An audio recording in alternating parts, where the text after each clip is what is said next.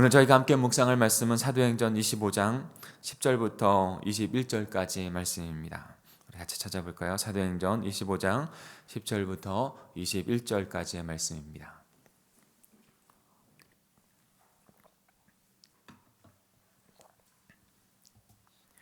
어저께 이어서 벨릭스의 법정에서 바울이 곤란을 당하지만 그것을 통해서도 하나님께서 들어 사용하시는 모습들을 우리는 볼 수 있습니다.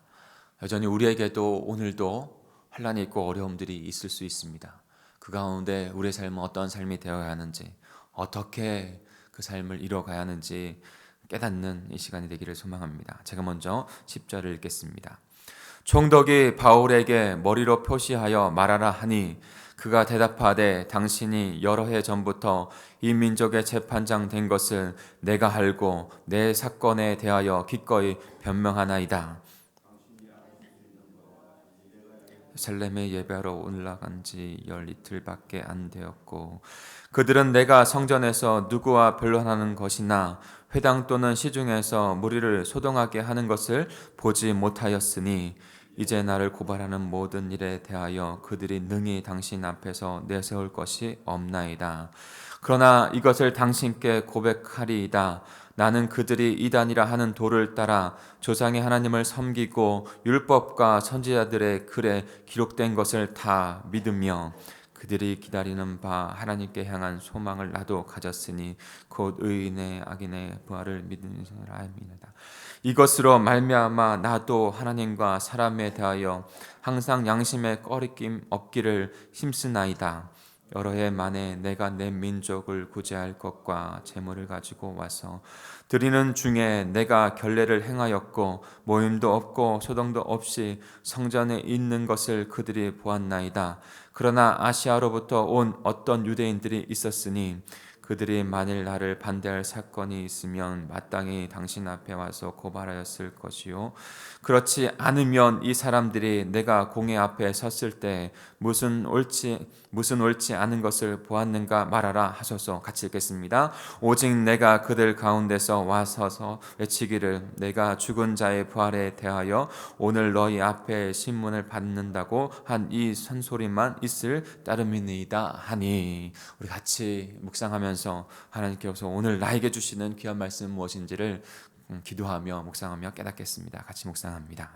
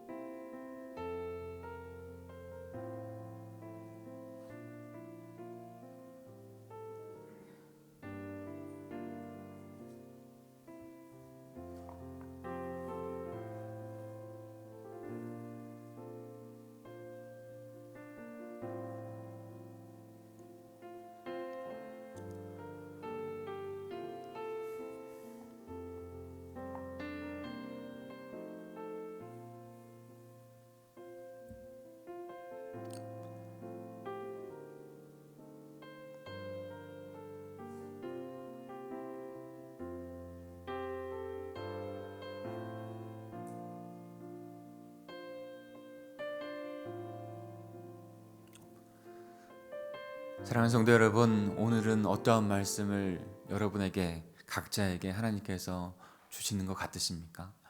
그 말씀을 찾고 깨달아 적어보고 또한 그 말씀이 나의 삶이 되겠습니다 하고 삶으로 기도하는 것에서 기도로 적어보면 분명히 우리의 삶으로 그 말씀이 변화될 줄 믿습니다. 비전신앙을 같이 보겠습니다. 예수님은 육신의 몸으로 오셨지만 죄는 없으십니다. 우리 히브리서 4장 15절을 읽겠습니다. 시작. 우리에게 있는 대제사장은 우리 연약함을 동정하지 못하실 리가 아니요 모든 일에 우리와 똑같이 시험을 받으신 이로되 죄는 없으시니라. 우리가 증거하고 우리가 전파하고 있는 예수 그리스도는 죄가 없으신 분이십니다. 그러기에 그분께서 우리의 완전한 구원자가 되시는 것입니다.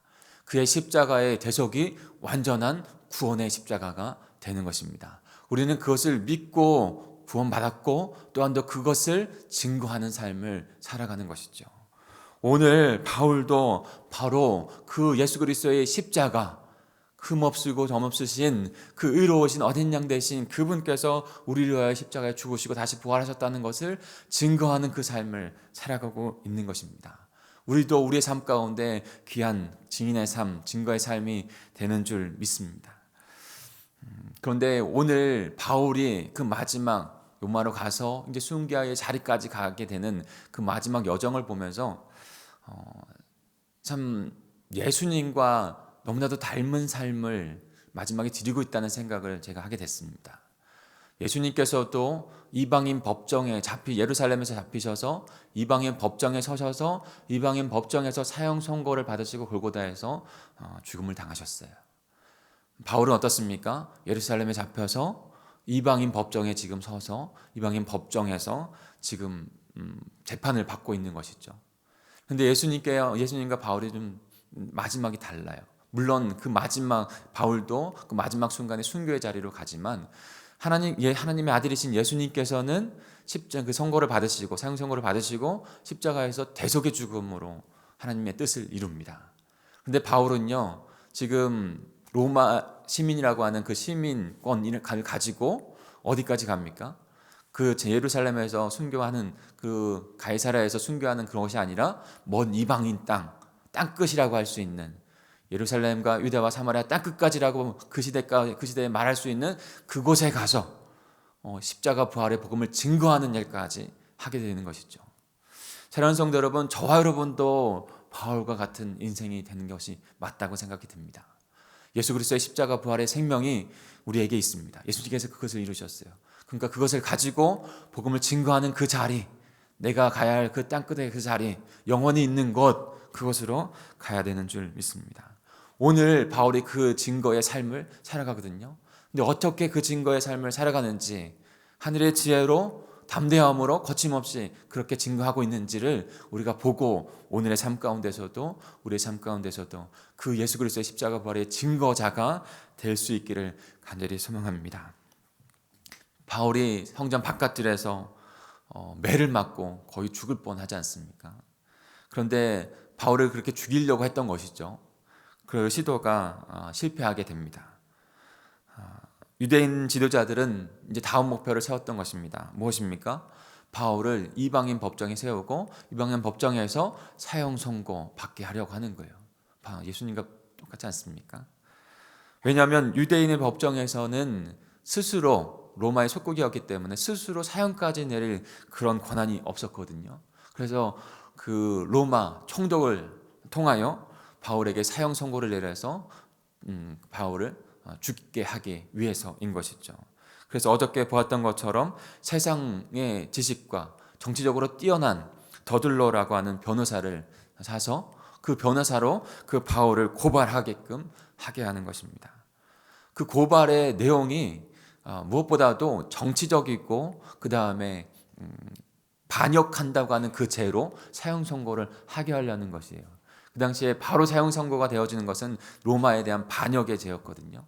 그런데 그 로마에 대한 반역의 죄를 하여서 고발하는 것, 이것도 뭐가 똑같습니까? 바로 예수 그리스도, 유대인의 왕이라고 하는 그 반역의 죄를 통해서 사형 선고를 내렸던 그 모습과 동일한 모습들로 보이게 됩니다. 그런데 그것으로 고발하지만 그 내용은요, 정치적인 것이 아니었어요. 종교적인 것이었어요. 신앙적인 것이었어요. 그런데도 예수님은 십자가의 대속, 하나님의 뜻대로 그것을 이루었고, 바울은 스스로 가이사랴, 로마에게까지 가서, 로마 황제 앞에까지 가서 이 복음을 증거하는 일을 스스로 하는 것이죠. 스스로. 그 일들을 이루어 갑니다. 오늘 이 벨릭스의 그 재판 안에서는 어떻게 바울이 복음을 증거하는지를 우리는 너무나도 잘 볼 수 있습니다. 더둘러가 세 가지를 고발하죠. 어저께 우리 5절과 6절에 보면 더둘러가 어떠한 것을 세 가지를 고발하는지를 알 수 있는데, 제가 한번 읽어볼게요. 우리가 보니 이 사람은 전염병 같은 자라, 천하에 흩어진 유대인들을 다 소요하게는 하는 자요, 나사렛 이단의 우두머리라. 그가 또 성전을 더럽게 하려 함으로 우리가 잡았사오니, 이렇게 말합니다. 여기서 말하면 소요하게는 자, 나사렛 이단의 우두머리, 성전을 더럽게 한 자, 이 세 가지를 내용으로 고발하는 것이죠. 그러면서 이가 반역하는 자다, 이렇게 고발하는 것입니다.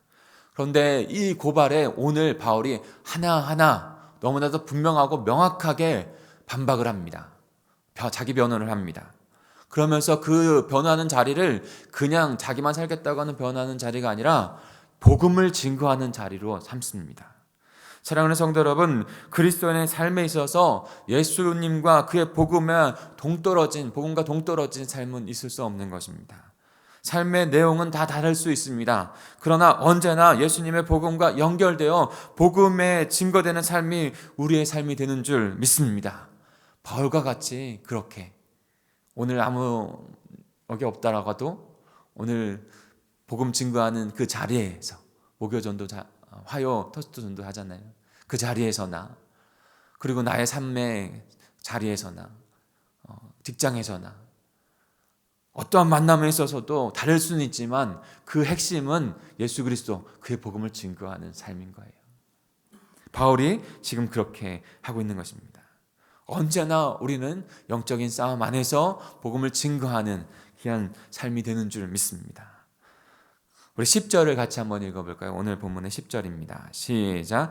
총독이 바울에게 머리로 표시하여 말하라 하니 그가 대답하되 당신이 여러 해 전부터 이 민족의 재판장 된 것을 내가 알고 내 사건에 대하여 기꺼이 변명하나이다. 아멘.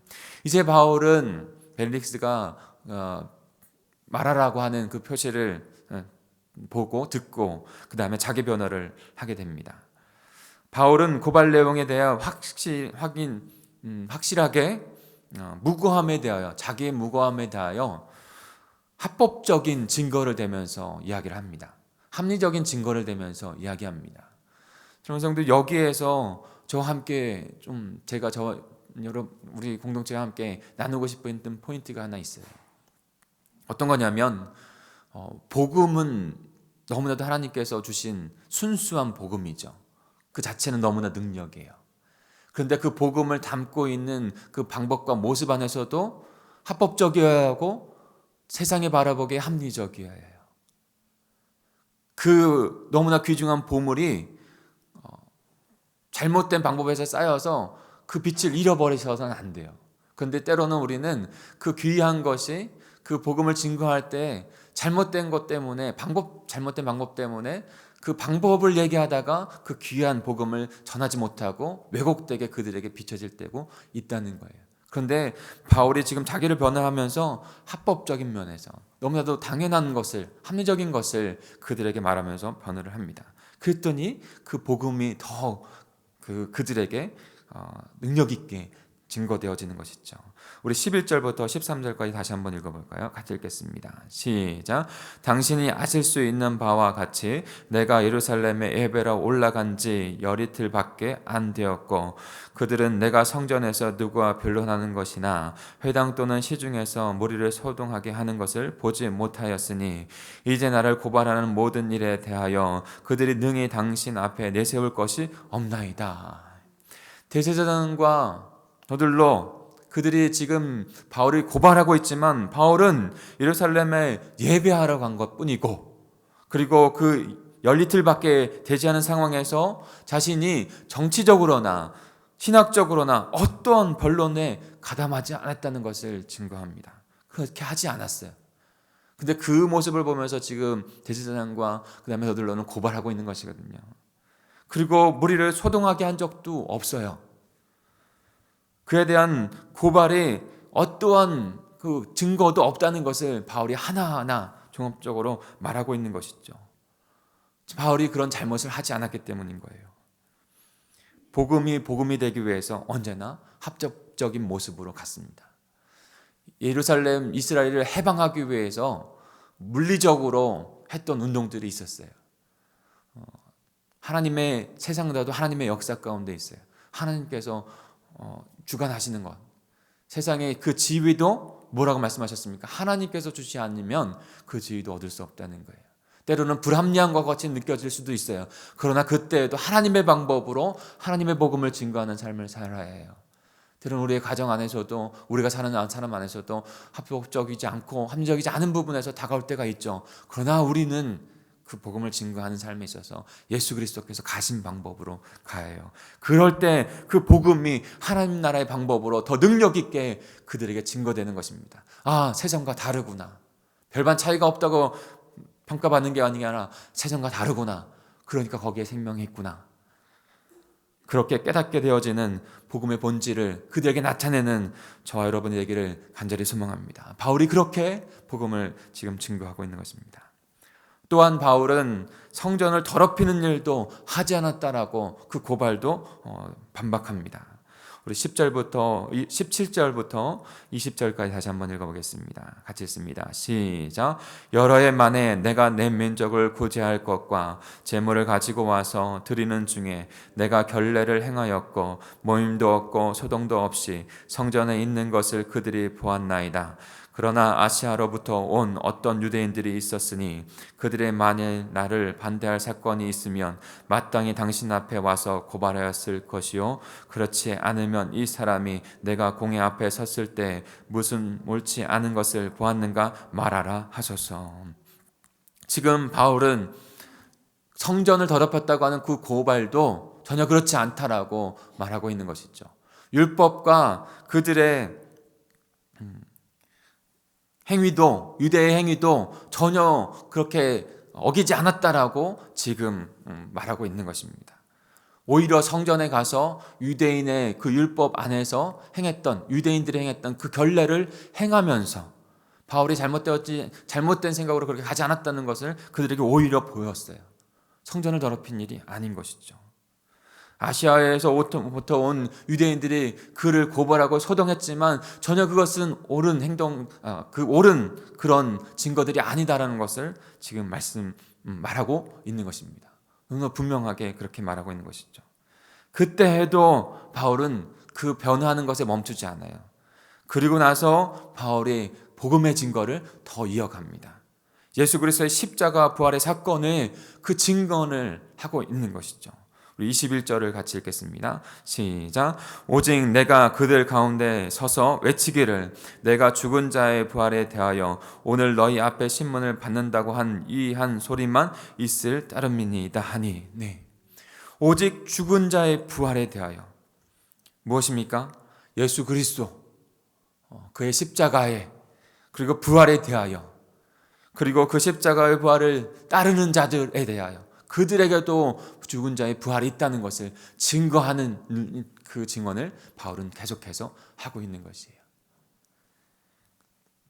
이 세상 가운데 이 세상을 소동하고 그렇게 해하려고 하는 그런 모습으로 다가간 것이 아니라 이 세상을 합리적인 모습 안에서 그들을 이롭게 하려고 하는 모습 안에서 그러나 그것에 멈추지 않고 더 나아가서는 복음의 십자가의 부활의 복음까지 증언하는 일, 예수 그리스도를 증언하는 일까지 바울이 지금 하고 있는 것이죠. 우리 14절도 같이 읽어볼까요? 14절입니다. 시작. 그러나 그것을 당신께 고백하리이다. 나는 그들이 이단이라 하는 도를 따라 조상의 하나님을 섬기고 율법과 선지자들의 글에 기록된 것을 다 말하며. 네. 그리고 바울은 나사렛 이단의 우두머리에 고발당한 것도 조목조목 논박을 합니다. 그런데 여기에서 조금 좀 특이한 부분이 있어요. 특이하다고 할 수 있고 또 당연하다고 볼 수도 있는 것도 있습니다. 반박하는 것에 있어서 그렇지 않다고 하는 반박이 아니라 맞습니다 라고 하는 반박이에요. 네, 내가 예수 그리스도를 그가 고발한 이단의 우두머리라고 하는 예수 그리스도를 믿는다고 하는 건 그 고발 네 맞습니다. 그렇게 인정하고 예수 그리스도를 믿는 자라고 인정을 합니다. 그런데 예수 그리스도를 믿는 것이 그 유대인들이 믿었던 아브라함과 이삭과 야곱의 하나님과 다르지 않다라고 말하고 있는 것이에요. 오히려 그들의 조상의 하나님을 믿고 섬기는 율법과 선지자들의 글, 이제 메시아가 와서 그 메시아가 우리를 구원하실 것이라고 하는 그 믿음까지 나아갔다라는 것을 바울은 증거하고 있는 것입니다. 바울의 그 복음의 내용에 예수 그리스도의 다시 오심까지 증언하는 자리로 그 자리를 삼습니다. 우리 15절 16절을 같이 읽을까요? 15절 16절입니다. 시작. 그들이 기다리는 바 하나님께 향한 소망을 나도 가졌으니 곧 의인과 악인의 부활이 있으리라 함이니이다. 이것으로 말미암아 나도 하나님과 사람에 대하여 항상 양심에 꺼리낌 없이기를 힘쓰나이다. 아멘. 그가 자신을 고발했던 그 내용들을 조목조목 합리적이고 논리적으로 합당하게 그것을 반박하고 그 반박하는 것에서 그치지 아니하고 십자가와 부활에 그리고 다시 오실 예수 그리스도의 그 복음을 그들에게 증언하고 있는 것이죠. 다시 오실 예수 그리스도. 사랑하는 성도 여러분, 저와 여러분의 삶 안에서도 그와 같이 예수 그리스도 그의 복음을 증언하는 삶으로 그 사명으로 부르시는 줄 믿습니다. 바울과 같이 이 세상 안에서 이 세상에서 합리적이고 합법적인 모습으로 선한 양심을 가지고 때론 세상이 바라보는 모습 안에서도 윤리적인 모습을 가지고 복음이 복음될 수 있게 증거할 수 있는 저와 여러분이 되기를 원합니다. 그 삶을 살아가고 복음이 더 능력 있게 증거되어질 수 있게 십자가 부활의 복음, 마지막에 주님 오신다고 하는 그 다시 오심의 그 복음까지 나타낼 수 있는 저와 여러분이 됐으면 좋겠어요. 예수 그리스도께서 십자가로 걸어가셔서 대속의 죽음으로 다시 부활하심으로 새로운 하늘의 생명의 길을 여셨습니다. 그것을 너무나 분명하게 깨달은 바울이 지금 예루살렘에서 세상의 끝까지 자신이 전해야 될 그 복음의 현장까지 나아가고 있습니다. 저 여러분도 바울과 같이 우리에게 주신 사명은요, 그 복음 깨달았으니 그 생명이 있으니 그 자리까지 나아가는 것이에요. 오늘의 삶에 그 끝자락이 있습니다. 그 영혼들이 있습니다. 그곳으로 가셔서 바울과 같이 나에게 주신 그 복음의 증거의 사명을 다하기를 간절히 축복합니다. 우리 같이 기도하겠습니다. 우리 합심하여 기도하겠습니다. 오늘 주신 말씀을 깊이 묵상하면서 주님 앞에 기도함으로 나아가겠습니다. 주님께서 우리에게 생명을 주셨고 그 십자가의 길을 주님께서는 가셨습니다. 그것을 이루셨습니다. 그것까지가 하나님께서 성령 예수 그리스도께서 이루신 그 사명이었어요. 근데 바울은 더 나아갔어요. 그 생명과 그 은혜 복음을 증거하는 일까지 하나님께서 그에게 사명을 주신 것이죠. 우리에게도 동일하게 주셨습니다. 하나님 지혜롭고 합리적으로 합법적으로 주님 이 땅 가운데 서게 해주시고 복음을 가리지 아니하고 오직 복음이 복음되어질 수 있게 복음의 능력 있게 증거할 수 있는 자리로 나아가 십자가 부활의 복음 하늘나라의 복음을 담대하게 거침없이 증거하며 살아가는 저희가 될 수 있도록 인도해 주시옵소서. 그렇게 기도하는 이 시간이 되기를 원합니다. 오늘 화요 기도 전도 모임을 위해서도 기도해 주시고 또한 또 우리가 복음을 증거하는 한 주의 삶이 될 수 있게 달라고 그렇게 소책자를 또 나누며 묵상하며 그렇게 하는 우리 동강제일교회가 되게 달라고 또 기도해 주시기 바랍니다. 또한 우리 각자의 삶 안에서 분명히 하나님께서 복음을 증거하는 삶 가운데 주신 또 시간들, 어려운 시간들, 고난의 시간들도 또한도 있습니다. 그것을 가지고 주님 앞에 기도해야 합니다. 어떻게 해요? 주님 이것을 통해서 하나님의 복음이 증거되어지는 귀한 일 가운데 쓰임받게 해 주시옵소서. 기도하겠습니다. 하나님 계심의 역사하심을 증거하는 귀한 자리가 될 수 있도록 도와주옵소서. 우리 그렇게 기도하면 좋겠습니다. 우리 주여 삼창하시고 통성으로 기도하다 돌아가겠습니다. 주여 주여 주여. 하나님 아버지 감사합니다. 오늘도 저희가 나아가야 할 분명한 아버지 하나님의 생명을 얻은 자들로 복음을